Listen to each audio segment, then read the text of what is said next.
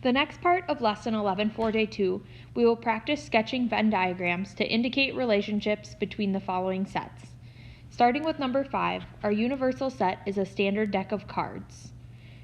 A represents the red cards, B represents the black cards, and C represents the diamonds. So remember, with a standard deck of cards, that red cards would be our diamonds and our hearts. So those are the two types of red cards in a standard deck of cards.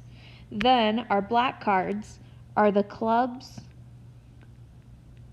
and the spades.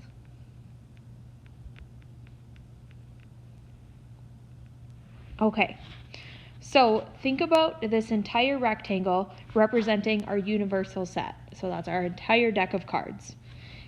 We know that there are only red cards and black cards in the deck. There are no other colors of cards in the standard deck. So I'm going to go ahead and split my rectangle into two parts. So one would represent A for the red cards, and one would represent B for the black cards. Then C is supposed to represent diamonds, and we know that all of our diamonds are red. So I am going to draw a circle inside of my red half and label that C. So that just means all of my diamonds are going to be red. Next, let's try number 6, where our universal set is the letters of the alphabet. So that is all of the letters A through Z. V represents vowels. Vowels are A, E, I, O, and U. And then W represents the letters M, A, T, H. So spelling the word math.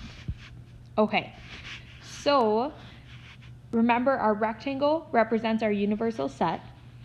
So then we have two other categories, and I'm going to go ahead and highlight where I see similarities. So they both have A, and I believe that is it. So we do have some overlap with our Venn diagram. So I'm going to draw two circles that overlap each other. So I'm going to let this circle on the left represent V for vowels, and then the circle on the right will be W for the letters M, A, T, H. So inside of my V circle, where I'm not overlapping, I would have the letter E, the letter I, the letter O, and the letter U. Then in my overlap between V and W, I should have the letter A, because I know that's in both groups. Then the rest of the letters for the W set would be M, T, and H. So those should not be in the overlap because they are not vowels.